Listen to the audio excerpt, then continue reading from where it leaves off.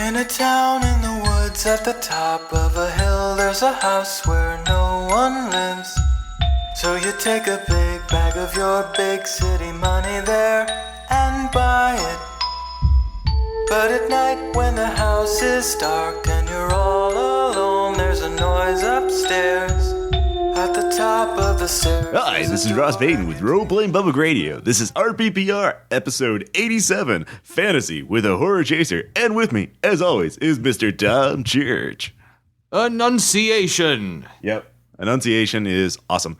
So, in this episode, we're going to be talking about mixing genres up. Yeah. This is at Mr. Tom Church's request or idea.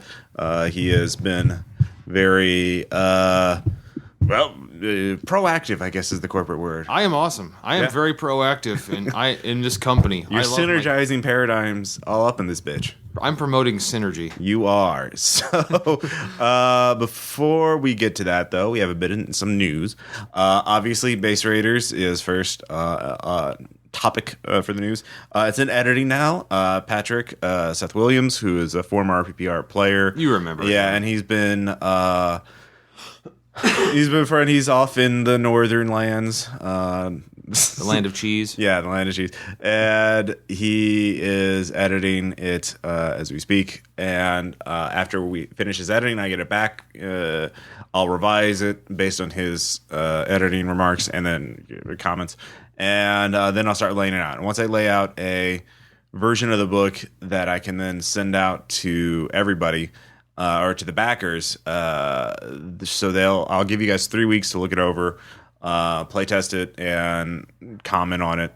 And after that, then I get all your comments back. I'll revise it again and prepare for the final layout, and then ship the book off to printing and prepare the final PDF.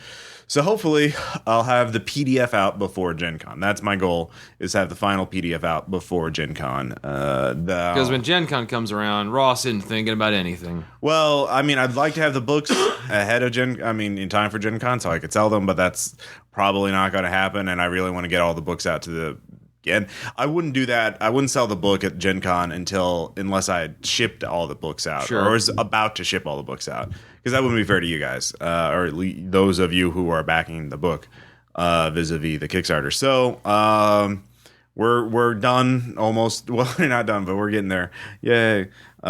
So in other news, since I've started thinking about design and layout and artsy-fartsy crap like that, we're going to do, I'm starting a redesign of all the RPPR websites. And so first off will be Role Playing Public Radio itself. So by the time this episode is up, the site will look brand new and fancy. And it'll blow your mind. Yes. Thank you, Tom. And it will be totally awesome. And to celebrate that, we're creating a new feature for RPPR for those hardcore listeners out there. This is called RPPR B-Sides. And like... oh, God. Oh, my insides are churning in my gut right now. Your showing of support is appreciated, Tom. Anything for the fans, but fuck. So... In B-Sides, we record a lot of material, and not all of it makes it to the main podcast, and some of it never will make it to the main podcast, because games that just go nowhere. Well, I mean, convention games, they can be fun, for example, but a lot of you who listen to the AP podcast complain about the convention games because the sound quality isn't as good because, well, they're in convention halls and it's noisy. But a lot of you do like these games. So those of you who are the dedicated AP fans and want to get this ancillary material, I'll create the first package or first compilation of B-side material will be 15 convention games, along with some new material that I'll record with Tom, maybe Caleb. We'll probably do some fan fiction readings, maybe talk about our thoughts on running games at conventions.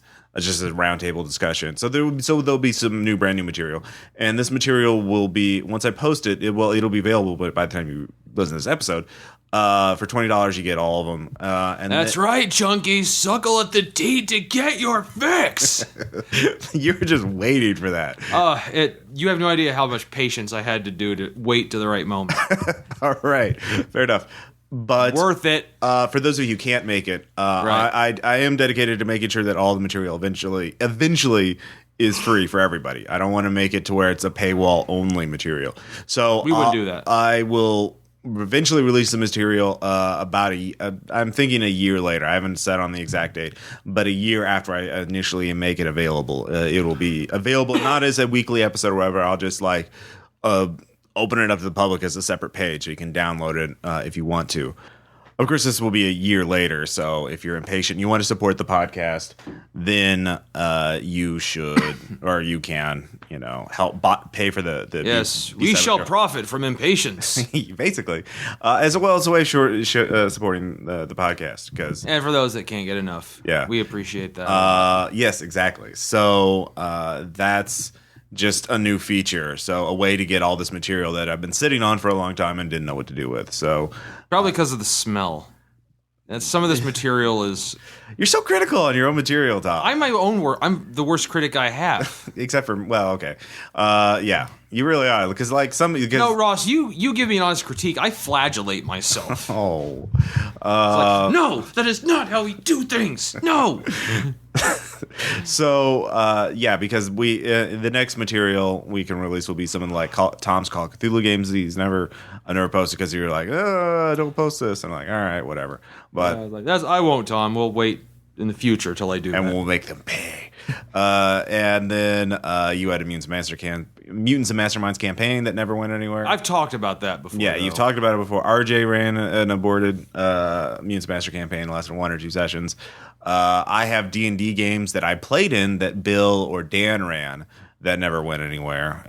Just proof that not all of the games we do are complete, utter successes. Well, I mean, in the sense that there's campaigns with a beginning, middle, and end. Like it's very common in role-playing games to start a campaign, and it just kind of falls apart, and that's why. And sometimes you don't even know why, but it just does. Yeah, the Slender Man campaign that I have posted because I like the individual sessions. No, we they're did. great. I just wish we had finished it. So there are the AP fans out there. We got your back. We'll have a lot. We got your hookup. So that's something to look forward to. Call us the Candy Man. Yeah, so we'll do this probably once every couple of months or whatever. I don't know. I haven't worked it out yet, so we'll just see how this goes. So that's it for news. So let's get on to the main topic. You came up with the idea for this, so I did. You talk about it. Well, is realizing that a lot of the games I often do, say, okay, so I was actually thinking, all right, I'm trying to work up some new actual campaigns to do for Right. RPPR, not just one shots. I'm just not satisfied with having one campaign already. Well, that's going on, but I realize this is the first one I've ever done, and I've been in the group a little while. Yeah. So I was kind of just thinking, okay, so what genres do I really focus on? I tried to just kind of distill it down to one, Yeah. but I suddenly realized, no, actually, I mix genres all the time. And Yeah. So I really don't have one that I thought, oh, hey, mixing genres. I don't think we've talked about that, and that's something we do a lot. Yeah. And it's sometimes not easy to do. No, it's not. It's not, and it's very easy to screw it up. So, yeah. I mean, that's the thing. You can take there's tons of genres. I mean, people tend to think of it like There's a few. yeah, horror. Like the ones you see on Netflix or whatever. Yeah. Adventure, horror, fantasy. Well, they kind of put fantasy sci-fi together. Yeah, they do. But there are a lot of subgenres within those. And there, Hard sci-fi, soft sci-fi. yeah, or in comic books, you have you have Iron Age grim and Frank Miller grim dark stuff. You have kind of mainstream stuff. You have Silver Age. You have, I would argue that in comic books, for example, all the characters all the major characters of both DC and Marvel aren't really characters, they're genres. Mm-hmm. Like if you're telling the Superman story, it has certain characteristics that you would not see in example a Green Lantern Or story. a Batman. Well, I mean, Batman and Superman stories are always that's a subgenre in itself because that's it's always about the contrast between Batman and Superman, idealism versus pragmatism, or omnipotence versus humanity, or near omnipotence, demigodry versus so like mortality. power versus varying levels of power and responsibility. So there's genres. I mean, Spider-Man is a genre. Sort of the whole like I'm trying to be a normal person while with great power comes except I'm not. Yeah, great power comes great responsibility. And so you have all these kind of genres and subgenres. So how do you mix them together? What elements do you put together, and what doesn't work? I think that's the main idea. So, as I found, some genres I think fit together better than others. Yeah, like horror and comedy are two I think are kind of not impossible. No, I don't think anything's impossible to put together. Yeah. But it's one of them. Like that one's one of the more difficult ones, right? Because it's often two kind of contradictory things, like two contradictory emotions you're going for. Well, I mean, horror and comedy, I mean, in movies and linear storytelling actually work together very well a lot because they kind of rely on surprise. The idea of like, revelation, and it either makes you laugh or it scares the shit out of you. But in a game, especially you can't control you can't control the actors. I mean, the actors have their own timing, so you try and set up. I mean, as a game master, a GM has less power than a director in some ways. Oh yeah. Well, the thing is, like, you don't have any control over the time. Like, you can't try and set up a joke like doing a comedy game. As a game master, how do you do that? Like, you don't have any control over. You can try and set up jokes, but you have to hope the players set up a punchline. And usually, the punchlines, the good jokes, always happen in unexpected parts. Of other games. I don't know. No, it's like you can write a joke down in a outline or a script or a story outline, but you're not going to know till you're actually doing it if you know it's going to work. Yeah. So yeah, doing comedy alone in a role-playing game, that would be another good topic. Just how do you do it intentionally? Like most of our jokes have been pretty much like as a result of improvised banter, I think. I think is essential to role-playing, I think. Well, yeah, of course, for good role-playing. I mean, we're not those kind of serious groups that, we can't possibly. Yeah. I honestly don't think that we could do that in our group. Well, we can for times, just not the entire game, you know. So we have to. Well, we have to work at it to do that. Yeah. We have to all right. Okay, no. We're just... Certainly, like in the later sessions of No Evil, there wasn't quite as much, joking around as there were. Well, when we sensed the end game coming. Yeah. Well, just the revelation, like, oh shit, things are horrible. We're making horrible choices. We're all horrible people. Oh, we're not going to take responsibility for it. Yeah, we are. No, we're not. Oh my god, I totally forgot. We should do this as a separate thing, but the No Evil fan contest is over. We need to announce the results. Yeah. Oh my god, I totally forgot. We won't edit. I'll just mention that after we do the main topic of discussion, because that they deserves their own recognition. So the No Evil fan contest. So we'll talk about that in a bit. So. Moving on. So, horror comedy, some movies have gotten it right. Yeah. Like Evil Dead, Cabin in the Woods. Yeah. I think it's easier to do in movies, but for a game, which doesn't have an actual script. Yeah.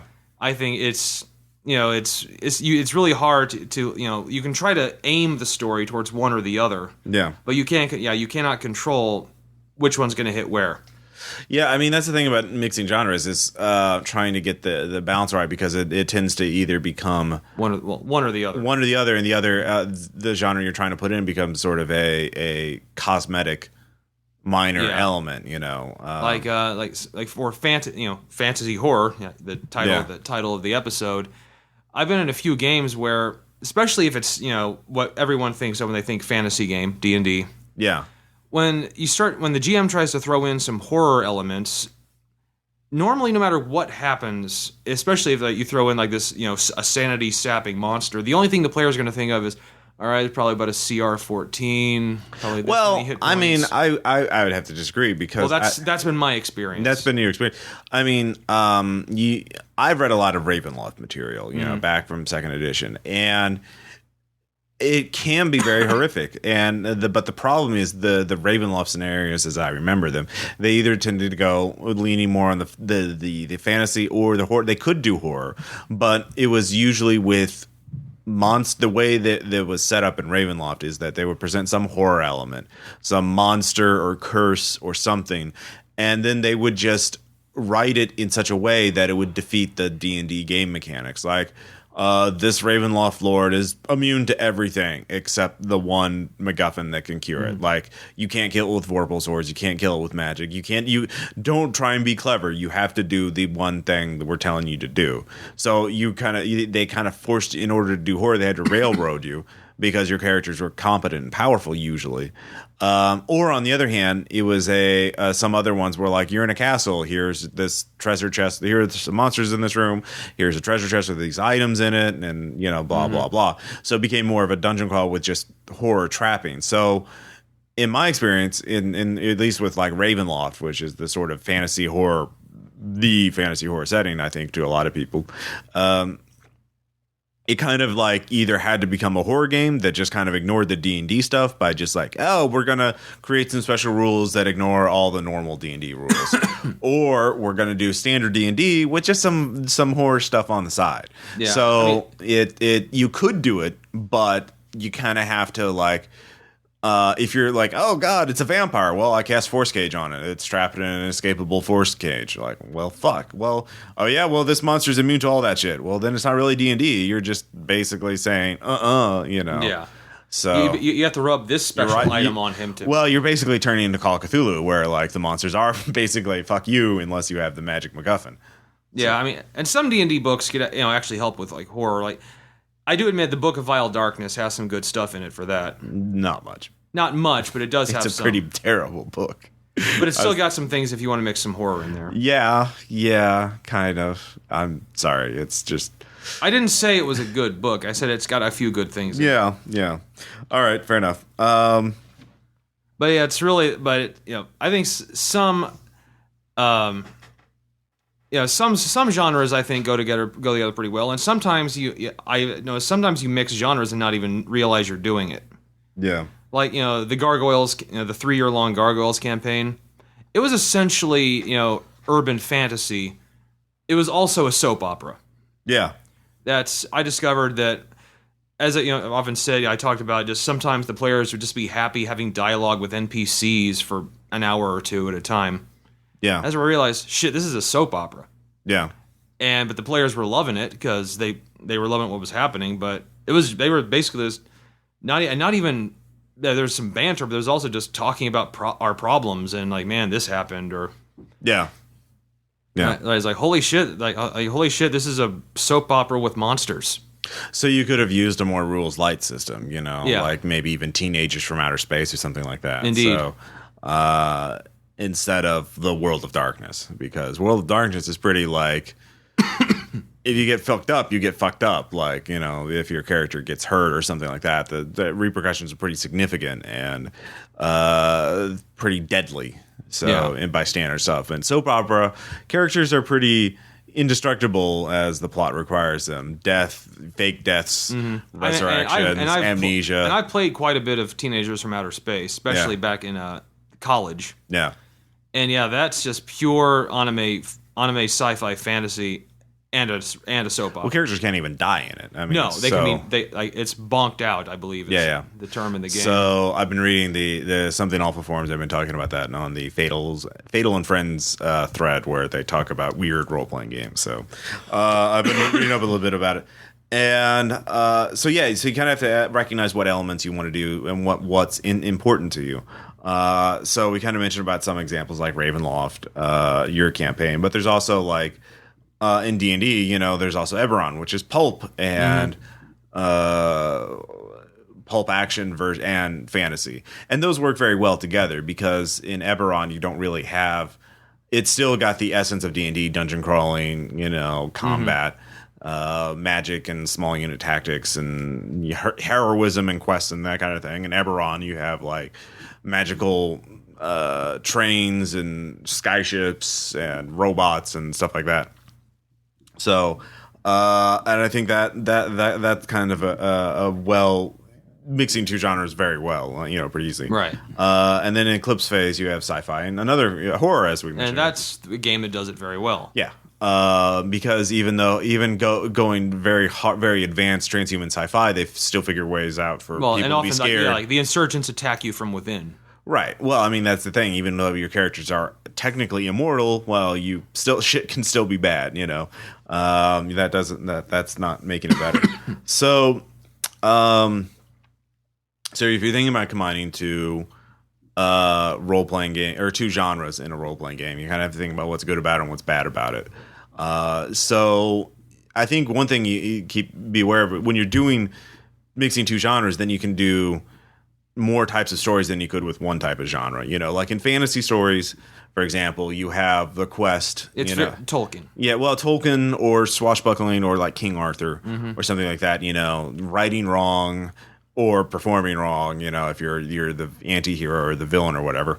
But in horror, the stories are about the subversion of the normal, something that is like everything's gone wrong and you don't know why, or you do know why, you're just trying to survive. There's not so you can tell both types of stories in a fantasy horror campaign. You could do like, we must save the wrong, we must right this wrong, we must put the demons back, we must end this curse, we must stop the curse and get out of this realm. Or you could do horror, which is like, oh shit, we're just minding our own business and then something horrible happens and bad things happen to good people. Or we unleash something. By mistake. Or, yeah. Because, players don't read stuff they're not supposed to at all. No. So that's another thing. So you get that kind of versatility, and I think you also get more of relaxed playstyle because people, a lot of players, I think a lot of people have very specific expectations for specific genres, Yeah. Like if you're doing fantasy, they want the high fantasy, they want their spells and they want their wizards and, demons and magic swords, shit like that. If you're doing fantasy horror, then they can expect, well, maybe I'm not going to have a magic sword because it's horrific, and that would make maybe it I'll just be a warrior. Has some armor and a sword. Yeah, so they're not going to be as like demanding. I think most players aren't. And in Eclipse phase, like, well, why can't we just science all this shit away? Well, let's just rub science on it until it goes away. Yeah, but no, we have a big horror thing, the Titans, and they're basically fucking badasses, and they're gonna out-science you. So because they're a lot better at it than you are. Yeah, exactly. So you have that on the other hand. And I think that one of the biggest other advantages is because you put two genres together, you make it original. You make it a novel thing because players, like, everyone's played D&D. Everyone's played basic dungeon crawling game. The guy in the tavern gives you a quest. You go to the dungeon. The Amul of Yendor's here. Go, et cetera, et cetera, et cetera. But now if it's a fantasy horror thing, then people are like, oh shit, well, what if this dungeon is, how are we going to get out of this dungeon? What's in that dungeon? What about that magic item? Oh god. Like, should I touch that thing? Yeah, exactly.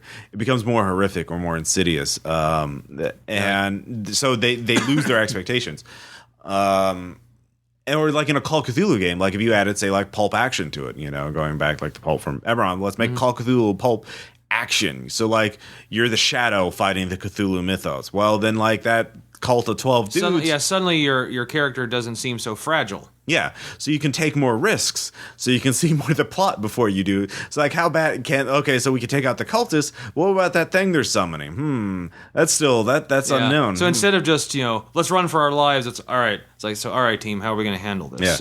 Yeah, but then because it's Cthulhu, they could, no matter how badass they are, they're still going to lose. Actually, Cthulhu Invictus reminds me a lot of that kind of stuff. Oh yeah, because as we were Romans. Yeah. So we're already a little more in tune with spiritual, occult shit. Yeah. And we were like, our Roman characters, just by the fact of being from that time period, were handling things differently. That's true. And also because you're more like, oh, there's demons over there. And you're like, oh, okay. Like demons, like what could you describe these demons? Yeah, exactly. They weren't like automatically rational, skeptical disbelievers, which was nice. And also because of the quirks of the Call of Cthulhu rules, melee weapons work a lot better on some Call of Cthulhu monsters. So that Gladius, like, oh, holy hell, I'm actually doing shit here. So And also, they had a pretty callous attitude towards human life because you're It was Romans. short. It was short and brutal. Yeah. So that's a good point. Historical area. Historical adventure period pieces, I guess, plus Cthulhu made for an interesting. So yeah, you get this originality to it. So there's, for me, like my Tribes of Tokyo game, just by making an espionage game but setting it in an exotic setting, the seedy underbelly of Tokyo. So it's like half Vice magazine, half Speed Tribes, half Yakuza movies, plus so Yakuza movies, gangster movies, plus espionage, plus vampires. You're like, oh shit, players Like, what the fuck is going? What the fuck, man? So there's that, and so those are some of the advantages I can think of doing it. Yeah, but your palette, plot palette brush is a lot wider. Yeah. If you combine some things. But I mean, there's some disadvantages too. I mean, I'm sure you've seen like games that become unbalanced because of that. Like I think for example, in Ravenloft, the reason why the scenarios I read that had this like these special rules, like this guy totally ignores all the rules for monsters of this type, and he's immune to everything, and you can only kill him this way, is because otherwise the players would just fucking kill him in normal battle, and he wouldn't be scary at all. So it's unbalanced. So. But especially in a D&D, players don't like that. Yeah. Yeah, what do you mean? Like, it's like he's immune to like. Eventually, is he just immune to everything? Well, except for this one thing. Like, fuck it. Yeah. Oh, well, let me get. Are you gonna punch my ticket for the railroad, GM? Is that it? Yeah. So it can be unbalanced. I mean, it can go both ways, though. Yeah. But I think another thing is that's we're mentioning horror comedy. Yeah, that one, if it goes too far into one or the other, one's gonna completely overwhelm the other in that case. Yeah, I mean, if you're trying to keep something scary, too much humor, like the monster attacks you, if everyone's laughing when that happens, yeah, so what? Yeah. And yeah, I mean, if there's no one undermines the other, one overwhelms it. If you're just pulp badasses shooting everybody, and then you're like, we killed all the monsters, killed the cultists, then like it's not Cthulhu, But if they're just totally killed by everything Cthulhu-esque, then it's not really pulp, So who have to balance? It's very easy for one. It's a delicate balance to maintain. Yeah, but I think the biggest problem is. Like making sense of it. Like it's so easy for this shit to not make sense. And because it just you put in two concepts that don't necessarily mesh well together, then it just kind of devolves and like, how does that even work? If we're pulp guys, we can shoot our bullets at this thing and blah blah blah, but that doesn't make sense with this other element you've established earlier, because that's trying to mix two things. I think I actually just read recently a blog post from author Charles Stross talking about some of his first sci-fi novels, Singularity Sky and Iron Sunrise. And they're space operas, but he was doing a hard sci-fi space opera in the sense that he basically, if you have faster than light travel, you have time travel. That's just how it is. If you can go faster than light, you can go back in time. I'm like, oh yeah, okay, that makes sense. So how does that work? And how do you have a space opera where you have, roughly human competitive civilizations scattered about the universe, and they're all interacting with one another? And, so what he came up with was the Eschaton, which was this godlike entity that just said, like, all right, humanity, I'm just going to scatter you about the universe because I don't want you just figured out how to, I just realized you're on the path to developing faster than light travel. And if you develop faster than light travel, you can develop time travel. And if you develop time travel, you could destroy me by going to my past and wiping me out. So I don't like that. So he just spreads around the universe and says, thou shalt not violate causality within my historic light cone. And they're like, okay, because they have no choice. But he eventually, so he wrote 2 novels based on this premise, talking about all the shenanigans, space opera stuff. But in the second novel, he introduced Remastered the Unborn God, another godlike entity that was going to compete with Eschaton. And then he realized, holy shit, I made a terrible mistake. Because how the fuck am I going to write how could I possibly have two godlike beings with time travel powers at war with each other? How would I even possibly understand how to write that? So, like, Yeah. and that was just within one genre, but like, you can get to that point. Like, if I have Cthulhu and Thor fighting, who's gonna win? Like, fuck, my fantasy Or like Cthulhu game is a superhero Call of Cthulhu game. yeah, exactly. Does Superman punch Cthulhu into the sun? Yeah. How does that even does Superman even lose sanity? Like, Does he have sanity? Yeah, is he just fucking immune to that shit? Like, how does that even work? So you get to that point where it just collapses. And it's, I mean, I kind of got to that point with the Slender Man game a little bit. I mean, because I was throwing in so many elements from the old World of Darkness. It was kind of like, I was adding Prometheans and changelings and vampires and mages. And, you know, it's just, the old World of Darkness was terrible about that. Like, you threw too many things in and, like, holy shit. Yeah. I still enjoy they created Mortal the protagonist, one of the rarest creatures in the World of Darkness. It's like this is just a normal human being that has no conception of any of the supernatural plots that just surround him at all times. Yeah, exactly. Like, wow, it's just like, we thought we found a female somewhere in Boston. We were trying to hope to mate them, but turns out she was a kinfolk mage. Yeah, exactly. So yeah, that's the kind of thing you get to when you add in, and because again, I consider every game line within the World of Darkness a separate subgenre of horror. Because like vampire games are not supposed to be like mage games, you know. They explore different themes, you know, and they go over different types of stories. So you could do a vampire mage game, you know, but just vampire and mage, like that would be interesting, you know. But like vampire Promethean mage, werewolf, and werewolf, like fuck, you know, that just turns like, so it's essentially like we're trying to avoid Gehenna, save Gaia, reach Ascension. What the fuck? Yeah. So there's that the Promethean over there is just trying to turn into a human. I don't know. Yeah, no, but dude, he's why are we mixing the old and the new World of Darkness? But dude, he's radioacting up the whole place. Radioacting up all the place. I made that word up. You did, and that was it. Perfectly cromulent though. So yes, on the spot grammar. So yeah, I mean, you had some examples of doing this in your own games, right? Yeah, it's once again the sci-fi Teenagers from Outer Space was really my first intro. Yeah, you know, comedy and basically sci-fi fantasy. And those go well. But together. essentially, I think it's been my experience. The more genres you fit in, the less rules heavy system you need. Yeah, because again, we just mentioned, you know, but you know, most World of Darkness games I was in, the GM was trying to mix everything. Yeah, and they didn't last very long.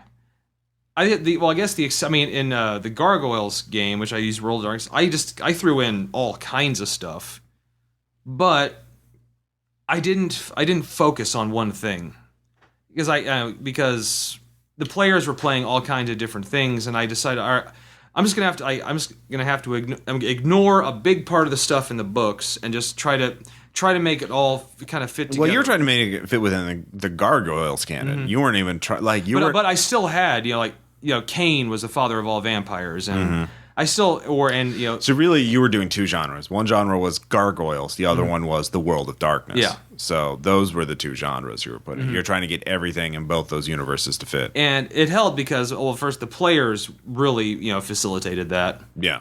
They were very into it and quite knowledgeable of both settings. Yeah. So I think we cooperated enough that it worked out just fine. Yeah. And once again, I didn't say one thing couldn't, everything could be stopped by something else. So no one was, oh yeah, well, I'm the most powerful. No, I'm the most powerful thing. So it was rock, paper, scissors, basically, only with 30 types of things. Yeah. Vampire beats mage, mage beats Prometheus. No, anything could beat anything, really. Yeah. If it just depends on how you did it. Okay. Celerity beats this. Yeah, but there were a few times when there were disagreements. Like, I have to say, David even mentioned this, but there's one time Aaron had a mage character. Yeah. And David had a... was he a techno wizard type? Yeah. And David had a vampire character who had, like really high celerity and potence, but Aaron was trying to subdue him and just rolled like 7 successes on something, and Yeah. Thoroughly trapped David's very powerful vampire. And David, he argued it like, no, how could he stop me? I have all these disciplines. He stopped you, David. Yeah. There you are. Fair enough. So It essentially was, no matter how powerful you got, you could still be taken down. right. That's kind of like the thing. I had to keep going. Like, I don't care how powerful you get, you can still be taken down. Fair enough. And that's what, in that kind of game, you had to do, like, Right. especially World of Darkness. You really have to do that. Others, it's a lot easier. Right. I mean, Call of Cthulhu. Mm-hmm. Everyone's human. Everyone's human. Like, you might have a bigger gun, but Yeah. anything You still have maybe you could be 15 killed. hit You could be points, killed by anything that can kill a human. Yeah. Which is A lot. a lot of things. Yeah. Let's No, be you can't even fly through space on the back of a Bayaki without dying. Yeah, without space mead. Without space meat, yeah. Yeah, I mean, if you have space mead, that goes without saying, though. So, Yeah, like motherfucking space mead. like wait, I'm about to. Oh, hang on, space meat. Yeah. Much better. So yeah. I think these kind of games are really fun, but it's kind of you have to think it through. It's like most games. It takes work and planning. Yeah, I mean, if you're setting a game up like that, I think you have to think about sort of mentally playtesting, at least, if that makes sense. You have to sort of think about like what's the worst case scenario. And that's usually, I mean, for me, like, especially if you're combining 2 game lines, like Vampire and Mage or whatever, you have to think, what is the worst, most broken rule combo you could think of? So in game mechanics, or if you're coming up with house rules for this kind of shit, like, what is the worst possible thing players can do with this new element? Oh, wait, you can become invincible and do infinite number of damage on anyone per round. Oh, well, I should not let you do that. That kind of thing.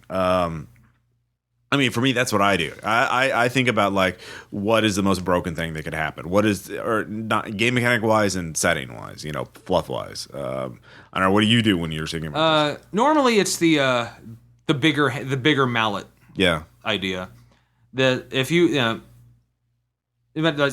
tend to do that no matter what kind of awesome, horrible damage combo you can think up. Yeah. I'm the GM. I have way more resource than you, and I can come up with something that can smack you down.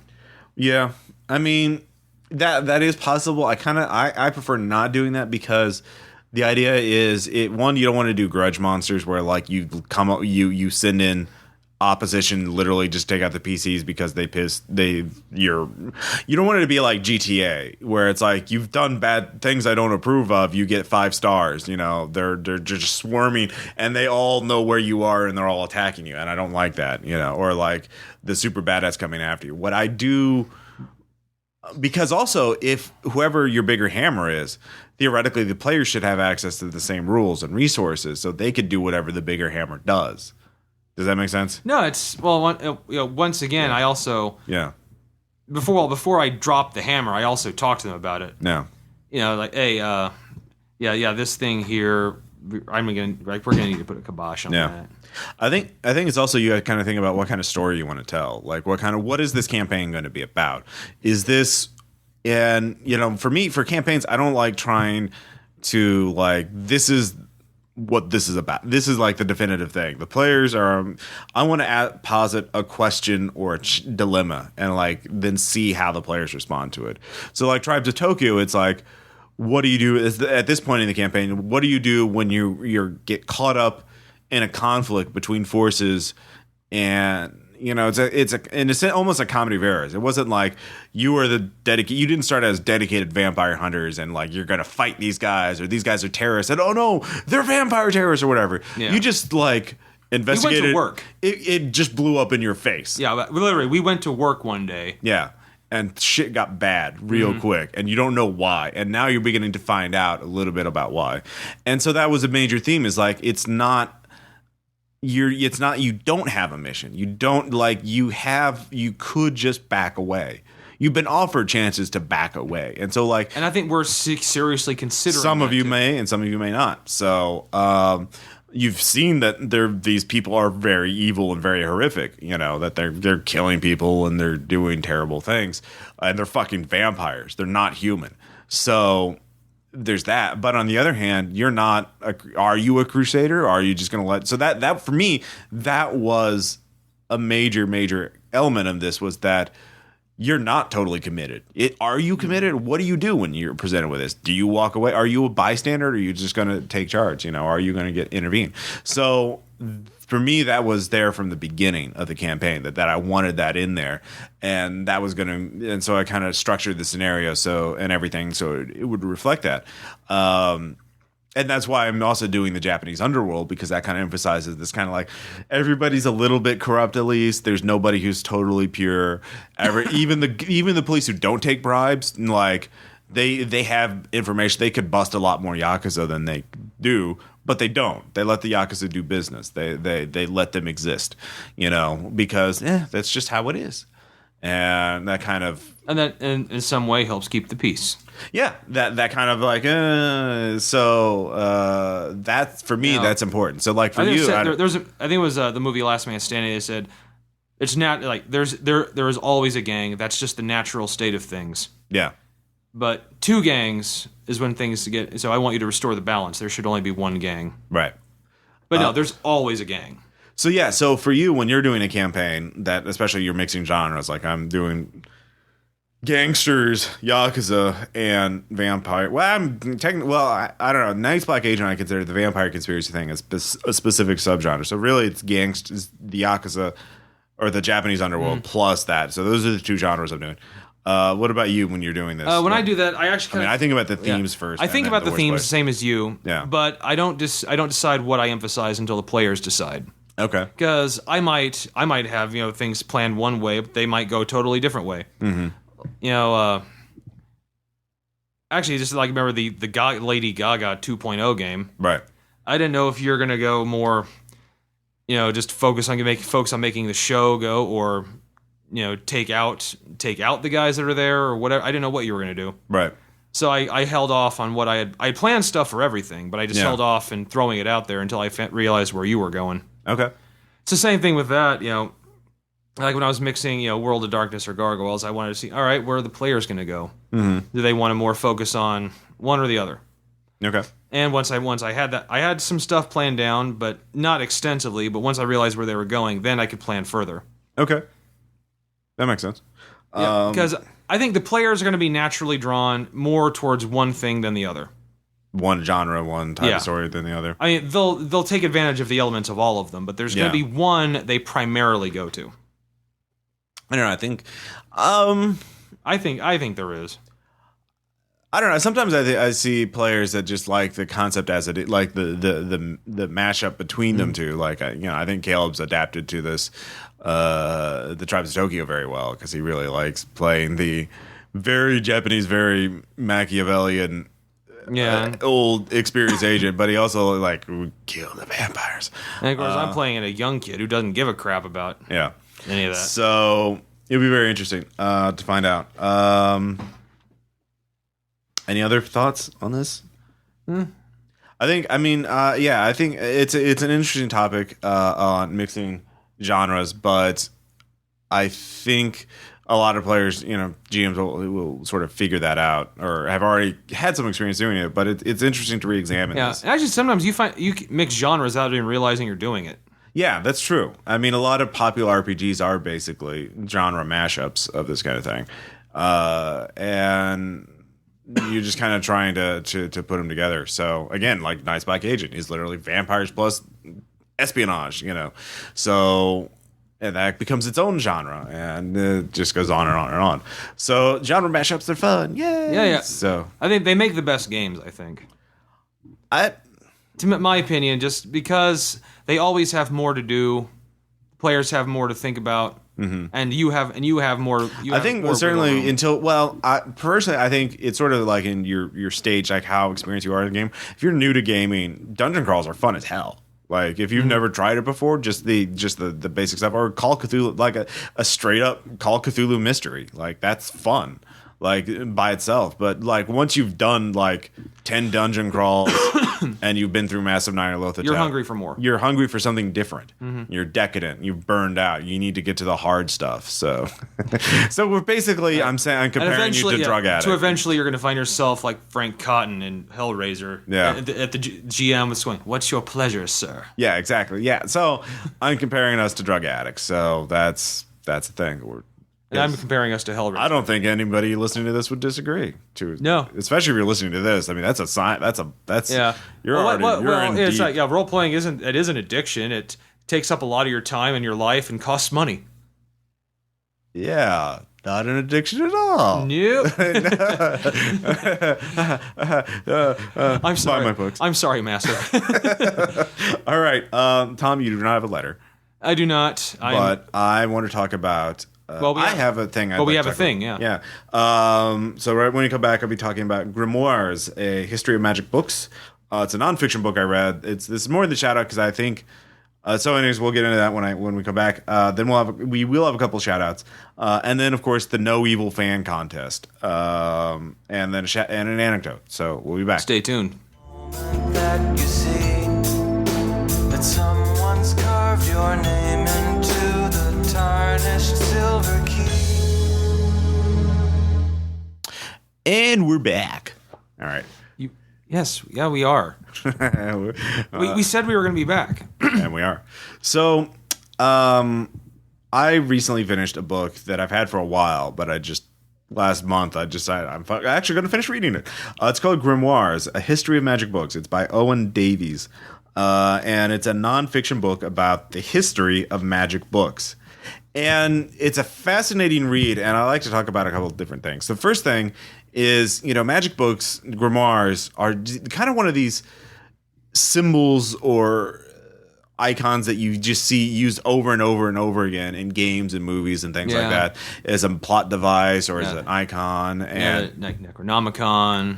Right. Well, even things like, here's Malleus Maleficarum. Right. Well, I'm thinking just like in video games, like, in Diablo 3, there's a tome of jewel crafting that gives you a bonus to this. Or there's a tome that raises your stats in D&D. Or there's these books of magic are really common things in movies, TV, video games, role playing, and we don't know, and the Necronomicon, of course, and a lot of gamers will know the Necronomicon comes from H.P. Lovecraft, but where did H.P. Lovecraft get his ideas? And it turns out he actually kind of made it up. He just kind of had vague ideas about it. He actually didn't know much about folklore or the occult, so he got most of his stuff from fantasy, mythology, Knights of 1001 Tales. So, for me to read an actual history from an actual historian about this was just fascinating. I mean, we don't know enough about these things. Like, right. Another thing, like, for example, we see like treasure chests being used as icons for shit like that. And like the nobody has used a fucking treasure chest for actually holding shit since like hundreds of years ago. Yeah. Like, we don't use that anymore. Or like even like icons on your computer screen, like, the save icon is a 3.5 inch floppy disk as your like, we don't fucking use floppy disks. Or the task in progress is an hourglass. Yeah, so we have this process of mystification where these icons and symbols that we're so used to don't actually have any meaning attached to our actual lives. They're just a thing that it becomes abstracted, and so this is kind of my unmystification of it. So Grimoires talks about the history of magic books from ancient times to Lovecraft and the modern era, and it's an excellent read. I'd recommend it to everybody. It's about 280 pages. It's 283 pages before the notes and the bibliography, which are excellent, and it basically. There's a lot of fascinating material in here that you never think of, because the thing is, like, grimoires in fiction are always presented as these like secret leather bound. Well, they're secret and they're like full of cosmic truths, and they're burned and they're important, and they're just like, the Necronomicon bound in human flesh, or even bound in human flesh. But they're like in the story, or there are things like the Book of Shadows, or even like books of holy magic or whatever. But anyways, they're important. They're full of truth. And in historical speaks, in history, like, they're basically written by con artists who lie about who wrote them, and they're just full of bullshit to try and sell to superstitious people who, especially in ancient medieval times, were desperate for anything that could cure any of the numerous medical problems that they had, or help them find treasure. Like treasure hunting, for example, was a huge problem up until like maybe 100 years ago. People would use these books of magic to cast spells to help them find buried treasure, which they believed was fucking everywhere. It's like the lotto back then. They just like, oh God, I need to find money. And pirates and bandits, or in ancient civilization, in ancient, like in the New World, and in the Old World, you know, obviously there were a lot of wars and dead kings and shit like that. So, and even all the way up into the 1920s and 30s, there were like voodoo practitioners, hoodoo, which is different from voodoo, I found. And like, for example, and they're just con artists. The people who write them were just like, they may believe it or not, but they just make shit up, and that's all. And they would blatantly steal from one another. You know, like the 6th and 7th book of Moses, for example, was just copied over and reused in a dozen different books, and dozens of different printers would use it over and over and over again. So like one of my favorite parts of the book is I talk about this guy, Black Herman, who was an African-American magician from the 20s. He died like in the 30s, and he was like a stage magician, but he actually like wrote books of magic, like and very simple stuff, like everything from magic tricks to how to do your horoscope, how to read your dreams, and how to cast a curse on somebody. And so just like all this kind of random shit, and people ate it up. But like, here's what I love. He wrote all this BS about, I went to the Zulu kingdoms and learned magic from them. I went to the Orient and learned magic from them. And here's what London said about me. We hated to give him up. While Paris uttered messianically, he is the first and the last. And then the good people of Columbus, Ohio, said, it is more fun to see Herman than it is to see a barrel of monkeys with their tails chopped off. Like, wrong. I'd pay to see that. It's more fun to see that. It's just I want to see a barrel of monkeys. I want to see a barrel of monkeys with their tails chopped off. That's hilarious. So I just love the idea that this was a thing back then. And so when you read about the actual history, like there's so many gameable ideas in it.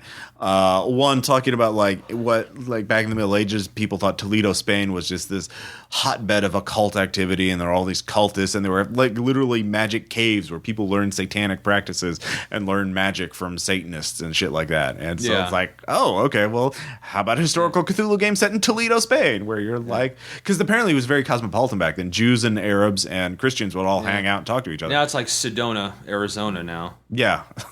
Okay. The mystical hotspot. Oh yeah, you're right. So the kind of the mystical spots of the world kind of change. Yeah, it's Sedona because it's vortexes, I believe. Oh yeah, exactly. Not magical caves, you know. No, used to be Salem. Yeah, yeah, Salem, obviously. But then you have the thing is these magical books, like in the Middle Ages, it was a crime to have these books because it's heresy. Right.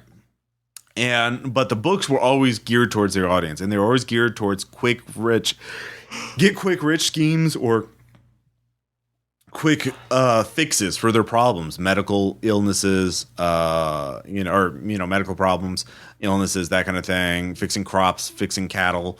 And then like in Norwegian, in Scandinavia, they had these things called black books that like military officers used, and they had spells for like getting the favor of your superior officer. Like literally there was a spell to like make your boss like you. Like, so they always geared towards their audiences. So these books were often printed cheaply, and so poor people could buy them, and they always like lied about where they were printed. Like books in Spain would be like printed in Philadelphia because they were just like they considered crime.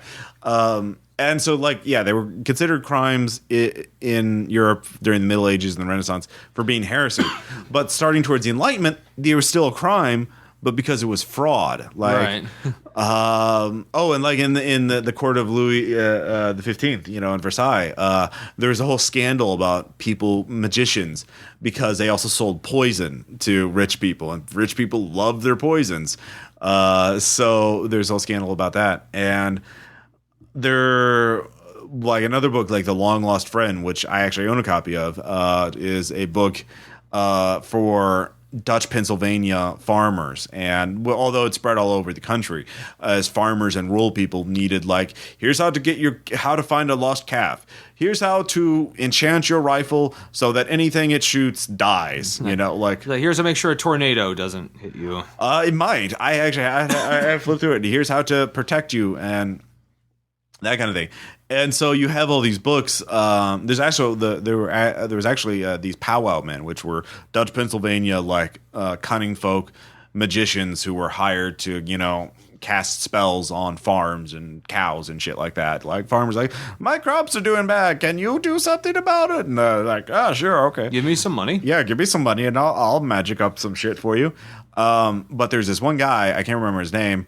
He literally thought another powwow dude was like casting hexes on him, and so this first guy decided to go steal this other powwow guy's long copy of Long Lost Friend. And so this one powwow man and his two friends snuck into the guy's house, tried to knock him out, but they killed him, and then they stole his magic book. So it was called the Powwow Murders, and this happened in the 1920s, by the way. Wow. And this is like a whole big thing where, like, during the 20s and 30s, people were like, oh God, these super stupid farmers are believing in this magical superstition nonsense. We should ban that book, and just get rid of it. And so there's a whole thing about that. And in Germany, they had the same thing. Like in the 1950s and 60s, they're like, God damn these stupid people and their stupid superstitions. We should ban these books. But they were like, it's kind of, You know what happened the last time we tried to ban books? Yeah. So that kind of fizzled out. But a lot of these books also aren't even satanic. They are things about like invoking God and angels to do your work. Like, here's a spell to summon an angel who will protect you from the ghosts who protect buried treasure. Because those pirates, they always killed people so their ghosts would protect the treasure. But here's an angel, he'll do that. That was the whole thing. Literally books for angel summoner. Yeah, books for angel summoning. That was a big thing. Because you could, like, even the people who read these books, they were like, the church has its heresy, but the church just doesn't want me to summon angels because they're trying to keep me down. They want that power. Yeah, so they were conspiracy theorists back then, and it's the same kind of magical thinking. And it's just fascinating shit. And so they, like, even Benjamin, at one point they quote Benjamin Franklin, who is like, in one of his almanac or one of his newspapers, like, these goddamn poor people are spending too much time digging up, looking for buried treasure. They're bankrupting their families by looking for buried treasure. It's like, God damn it. Well, not like that. I can't remember exactly what page it was on. Like, ye people are doing bad things. Yeah, literally. They were just like, stop wasting your time with this shit. And there was the most fascinating thing was that everybody thought magic came from faraway places, exotic kingdoms. So like here in America and in Europe, it was like magic from the East, the Orient, the India and China and shit like that, right? Mm-hmm. Makes sense. But in those countries, in like the Far East or Africa and Jamaica and the Caribbean, they thought magic came from America and Europe. So like these people, there's actually one company called the De Lawrence Publishing Company that came up with this idea of like publishing cheap books of magic, and then they sold them to the third world. So people got these books, like even their book catalog was considered magical by some people in Nigeria and Jamaica. And so they would order like the 6 and 7 book of Moses from them and shit like that. And it got to the point where so many people and voodoo practitioners were incorporating this Western hermetic magic that was made up in the 19th century into their voodoo that and it just got to be such a problem to the Jamaican government that the Jamaican government banned all books from the De Lawrence Publishing Company. And that's a law that's still in effect today. You cannot import books from the De Lawrence Publishing Company. No books of magic from them. And that's still in the books in the Jamaican customs. Nice. So what does this mean for gaming? One is, I mean, it makes you rethink of how to use grimoires in, books. Like Call of Cthulhu, the books, the difference between the Call of Cthulhu universe and our own is that in Call of Cthulhu, there actually are scary things in Beyond Time and Space that will do crazy shit. And if you say these words, crazy shit will happen. And so that kind of, and then there's diaries and journals and things like that. But you have all these cheap books of magic, which are made by charlatans out to make a quick buck to exploit the superstitions of poor people, more or less, or rich people. So how do you use this? Cheap books of magic that are cheaply printed. They spread like wildfire. Because I think that would be an unintended. So that'd be an interesting thing to like. They would freely reuse material from each other. Like there's no copyright. Like no one would like, oh, that's my book of magic. That's copyrighted. You can't do that because like they were always like, it's kind of it's like porn. It's kind of a shady business. They don't want to like be associated with it. So you have different uses of it, especially in. Like a horror game where you can like freely incorporate like it's half Cthulhu mythos shit and half just utter bullshit. It's just some guy gets the real Necronomicon, copies some shit wrong, and then puts it in his cheap Necronomicon knockoff, and then promises it's the original. So like the 1977 Necronomicon that's like, oh, this is the real H.P. Lovecraft was really telling you the truth, by the way, and it's all just made up bullshit. Like that's actually in the tradition of grimoires. It's just making up bullshit and selling it. So there's if you're running a game that incorporates grimoires in any kind of sense, like read this book and you'll get a dozen good ideas at least out of it in terms of how they're prosecuted. Like another thing is like treasure hunting. Like there's a huge obsession over treasure hunting back in the Middle Ages and the Renaissance, all the way up until the Enlightenment. Like, oh God, buried treasures everywhere. So like, and I haven't heard much about this before. Have you? No, I haven't. Yeah. So like, you could do games based on that. Like a monk comes up to you and like, hey guys, I found a spell that'll help me get buried treasure. And it turns out to be a wild goose chase. Or in a D&D game, it leads you to a dangerous dungeon. Or like the guy or it would be really funny is if you did the D&D game where an old man in a tavern gives you a quest like go to this place, there's buried treasure there, and like you be like, oh fine, oh it's full of orcs, we'll kill all the orcs out, and they fight through and there's just nothing there. They come back to the old man and it's like, when I read the book's instruction, it said that they were there, and like they just read like, God damn it, this isn't real magic, you son of a bitch. They slap them around.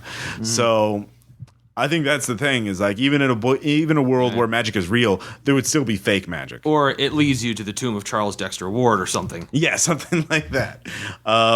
So there's a ton of good ideas in this book, and it makes you think about like how from the fictional trope of grimoires being books of truth, cosmic knowledge, oh my God, secrets man was not meant to know, to the reality of this just being whatever people could make up and pass off as authentic magical lore to superstitious people desperate for, medicine, is just fascinating. And just how they freely stole from each other to incorporate random bullshit. Yeah. So I love it. I think it's an awesome idea. Or I think there's just a lot of cool material in this book.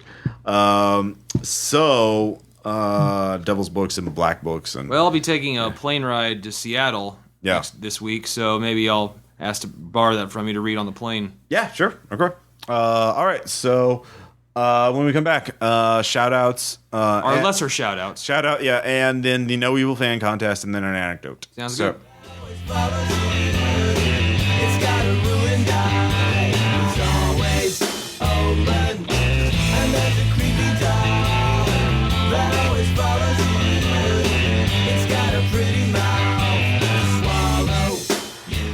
And we're back. And the whole reason I forgot to mention, the whole reason I wanted to talk about this book at length and talk about ideas in it is I think, we talk about books and how they can be inspiring in role-playing games, stuff like that.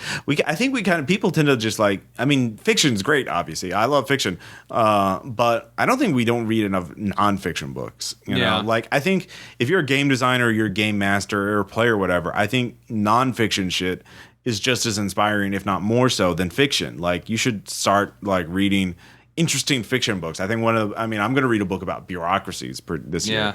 Because I've got a lot of stuff from Jane's military books. Yeah, exactly. I think they're even coming out with a Jane's book of Nazi occult stuff. Or no, that's Osprey. Kenneth Hyde's coming out with one about the Nazis and the occult. So nonfiction shit is just as interesting as fiction and useful. I mean, it's even more useful. You have a book about like bomb shelters from the 50s and Oh yeah, several books actually. One of which I mentioned, Survival City, which is about Cold War architecture, nuclear bunkers and silos. That inspired Survival City, the one shot I ran. And, I was in that one. Yeah, and some of the Slender Man material. But I think if you're a game master, if you're reading fiction, that's great. But you should don't just read fiction, I think is what I'm saying. Pick up some good nonfiction books and try and keep, expand your horizons. Right. Like, I mean, I wish I had read this earlier. I mean, it's really good. Anyways, Grimoires.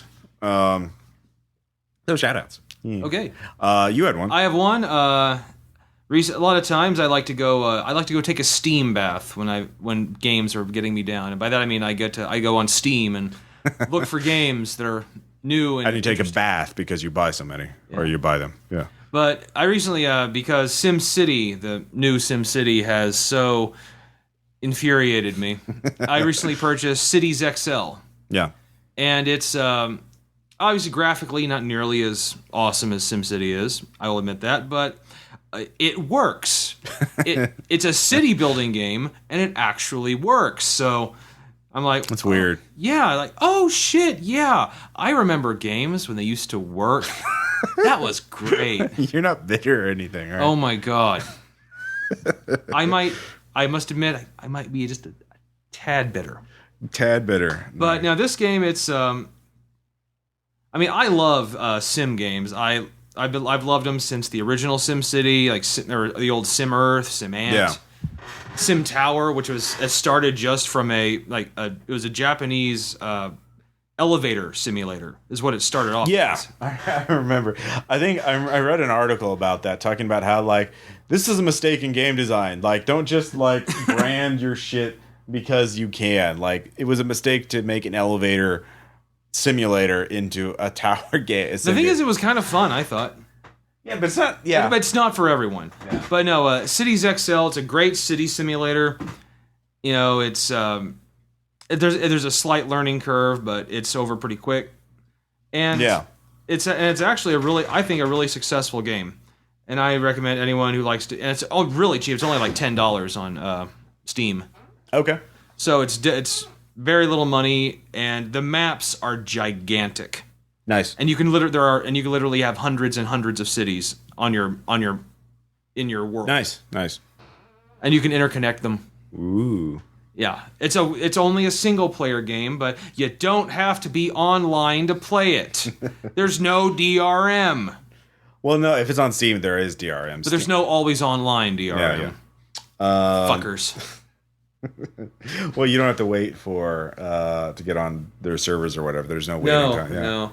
Yeah. And their traffic simulations work. You don't have 13 fire trucks driving in a circle when there's one fire. Wow. That's wow. Yeah. First off, I'd like to mention, of course, Daft Punk has a new album out, Random Access Memories, but they don't need our help. If Aaron were here, he'd tell us all about it. Yes.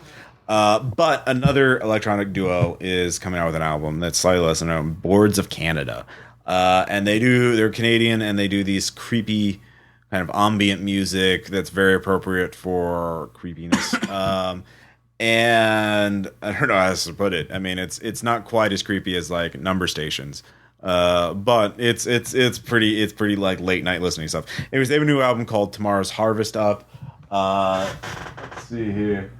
They have a new single out, a new video for their single called "Reach from the Dead," and their video is just last footage of this guy. I don't know. It's weird and creepy and oh shit. So I'm a fan of them. That's cool. Next up, I'd like to mention something Caleb and I and Tom actually obviously started watching Attack on Titan, which is an manga and anime series. Totally, perfectly happy-go-lucky. Oh my god. The manga series has been out for a couple of years. The anime series has just started. There's like 3 episodes. If you're on Crunchyroll, you can watch them. It's coming out weekly. And basically the idea is, imagine a world with Renaissance level technology, except for some crazy steampunk gear in some places. So cannons and muskets, that kind of thing. And there's these titans, which are humanoid. They're giants, but they're mindless and they eat people. And they basically, the rest of humanity that survived lives in a walled country, you know. And then one day a giant titan shows up and punches a hole in the wall so that the smaller titans can get in. And oh my god, So it's very horrific because they don't. Neither the anime or the manga shies away from showing the titans eating people, which is pretty horrific.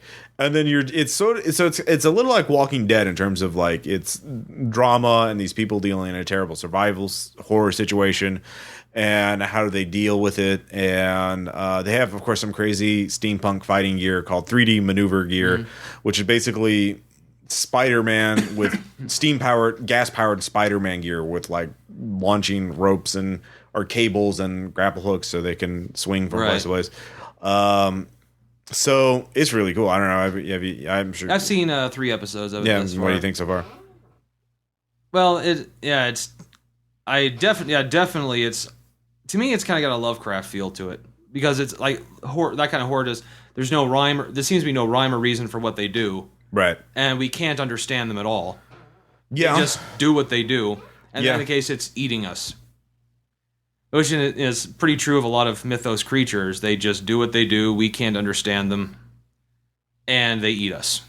Yeah, it is pretty horrific. So the manga, there's a fan translation free online that's much further than the anime series, but the anime series is pretty horrific. Anyways. And then, of course, Grimoires, which I mentioned before. And then finally, I'd like to mention a Let's Play series that I've started watching. It's Let's Play Deadly Premonitions. Deadly Premonitions is basically a sort of, was a budget Xbox 360 title. It's now been re-released for PS3 in Director's Cut. And it's a very weird interpretation of Twin Peaks, where you have an FBI agent who is investigating the murder of a young girl in this small town.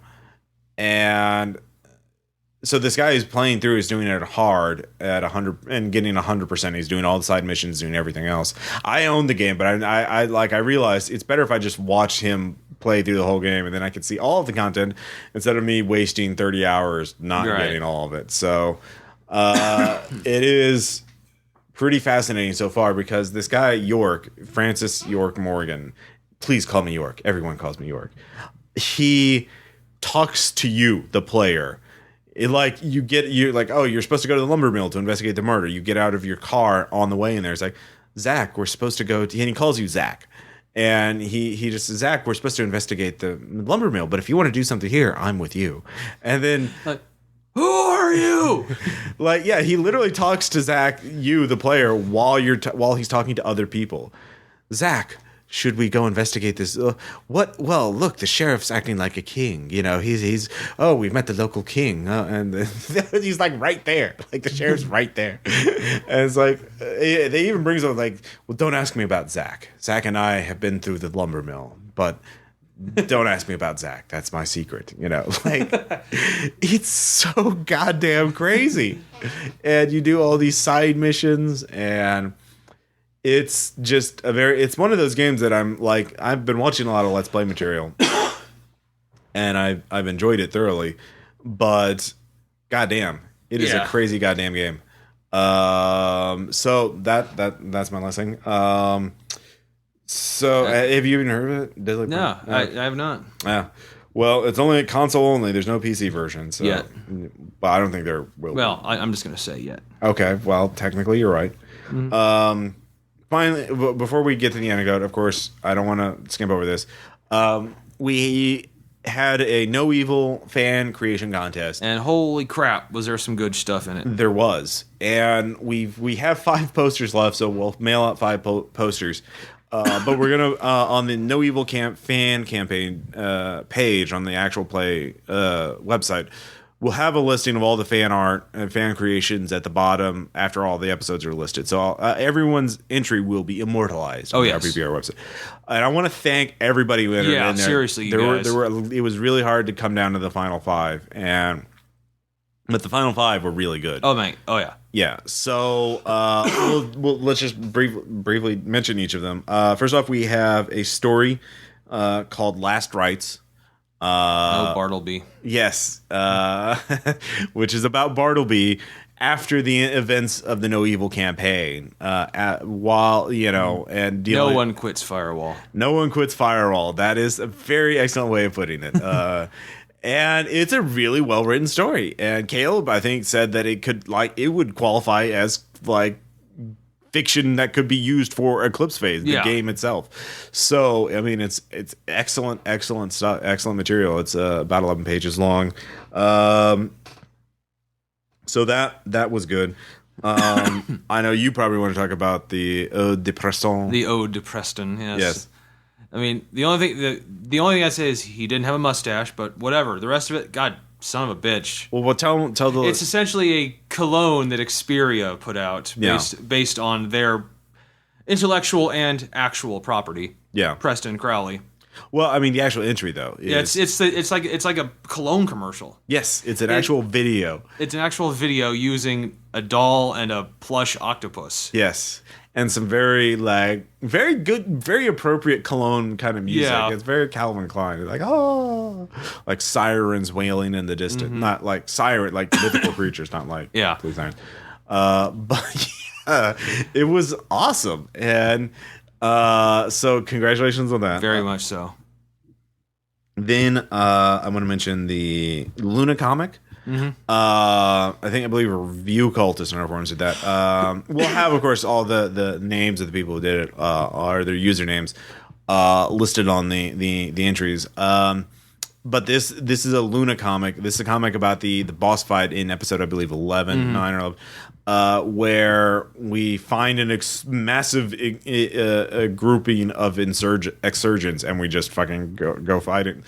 And it's a short comic, but it kind of highlights all our characters. Bartleby going nuts, Preston getting infected, and Cyrock being Cyrock. That was very, very awesome. I'm sure you did want to talk about the Flash animation. Yeah, the little views of all of our characters with our muses. Yes, and as much as I like Katie Thulu for Preston, I gotta say. The Bartleby one with the March Hare T-boarding somebody in symbol space, yes. Yeah, while Bartleby sits on a crate of stacks. Yeah, of cortical stacks. Yes, you start collecting cortical stacks once, and people think that's all you do. I was young then, I didn't know better. So yeah, that was awesome, and then finally for the 5th one was the No Evil song. Mm-hmm. Which was very haunting and very well composed, very well I'm not much of a music critic, but I don't know what terms to use. But guitar, vocals, kind of haunting, kind of creepy, kind of good lyrics too, very appropriate. So yeah, very good stuff. And I mean, there were a lot of notable entries too that we just didn't have enough posters to go around. The Release the Kraken intern story. That was good. Actually the Long Game, which was one of the earlier entries, which was talking about the fate of a doctor, a psychosurgeon who's asked to interrogate another medical professional in symbol space psychosurgery torture, and John dies in the end.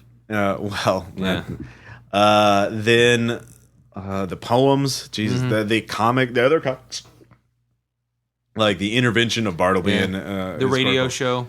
The radio show, the radio serial ad, that was really good. Those were really well chosen quotes from us. That was really good. Someone actually interspiced the planning of the game With what actually happened. with the Luna heist.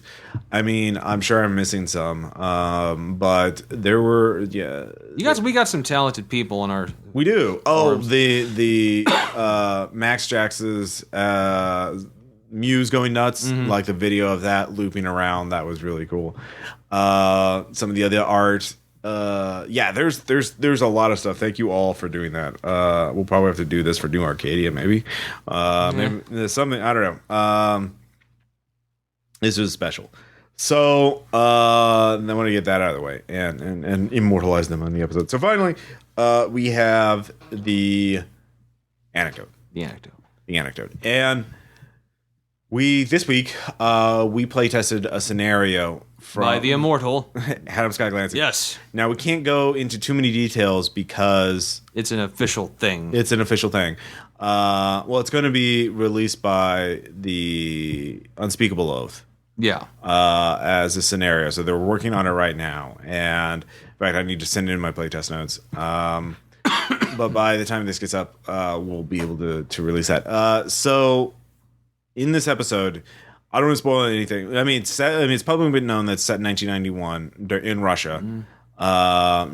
And so I'll just mention that the characters are military. And basically, we're all in this place, and we're all playing. And except mythos things are happening. Mythos things are happening, and they're very bad. Aaron's character has a very powerful explosive with him, and part of his mission is if things go too bad to detonate the explosive to make sure nothing even worse can happen.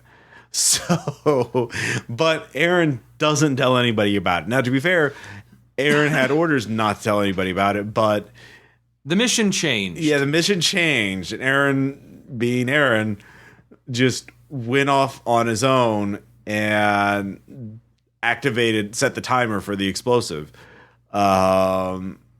For his, but then he just like. Of course, he was surrounded by other guys, so everyone. The knew other where- PCs were all there with him, and everyone knew. So, once we realized he was gone, we all realized where he had gone. Yeah, well, there weren't many places he could go, and so Aaron activates the bomb, sets the timer, and then is like, "Wait, Caleb, let me explain." And so Caleb is just like, I shoot him. I put 10 rounds into his head. And you're like, okay. Aaron is dead. So he kills him. And that's the thing is like Aaron just probably could have gotten out of it and probably could have gotten their back if he had just explained what he was doing before he went and did it. But no, he did it just boom. I've got to do it. And this is after he'd been threatened multiple times by other characters. Like, I will shoot you if you go off and don't tell me what you're doing, or if, like explicitly. But he still does. And I don't know. What do you, Tom?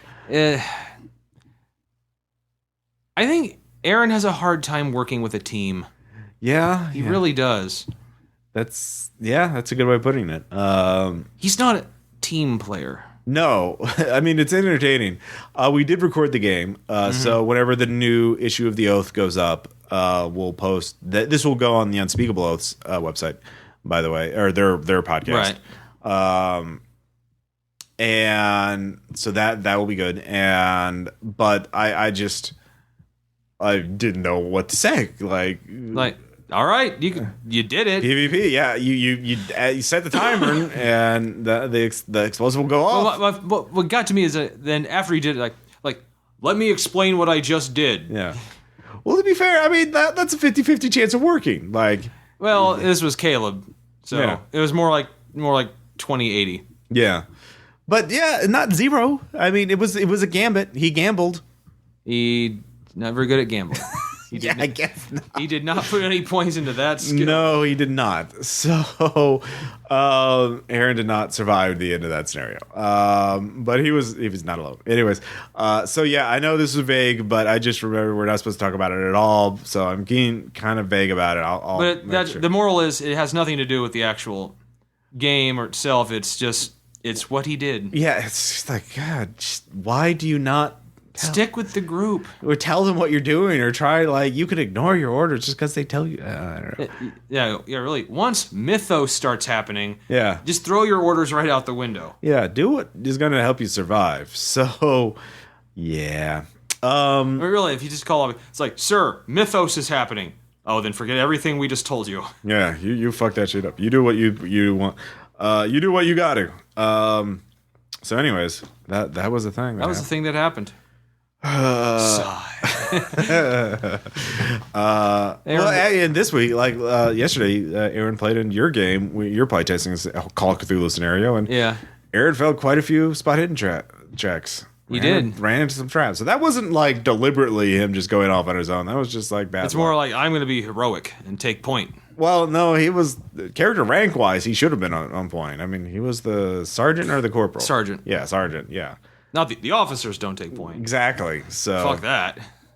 So I think that kind of wraps up this episode. So this has been think RPPR episode 87, Fantasy with a Horror Chaser. Yeah. Yeah, And you're it just- was. Yeah. Or just episode 87, Fantasy with a Horror Chaser. All right, this is Russ Payton. Yeah, This is Tom. We'll see you next time. See ya. In a town in the woods at the top of a hill, there's a house where no one lives. So you take a big bag of your big city money there and buy it. But at night when the house is dark and you're all alone, there's a noise upstairs. At the top of the stairs there's a door, and you take a deep breath and try it. And the flashlight shows you something moving just inside the door. There's a tattered dress and a feeling you have felt somewhere before. And there's a creepy doll that always follows you. It's got a ruined eye, it's always open. And there's a creepy doll that always follows you. It's got a pretty mouth to swallow you whole. So you scream and you close the door and you tell yourself it was just a dream. In the morning you head into town 'cause you wanna go antiquing. In the store there's a strange old man with a wandering eye and a withered hand. When he hands you the old wooden box, you can hear his old bones creaking. And you know what you will find inside the moment that you see that someone's carved your name into the tarnished silver key. And there's a creepy doll that always follows you. It's got a ruined eye, it's always open. And there's a creepy doll that always follows you. It's got a pretty mouth to swallow you whole. When you come home late, the doll is waiting up for you. When you fix the snack, the doll says it would like one too. Doll is in your house and in your room and in your bed. Doll is in your eyes and in your arms and in your head, and you are crazy.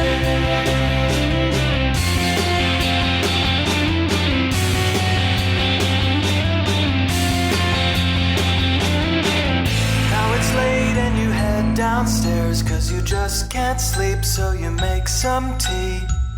And the doll disapprovingly asks if you really need that much honey. You decide that you've had enough and you lock the doll in the wooden box. You put the box in the fireplace next to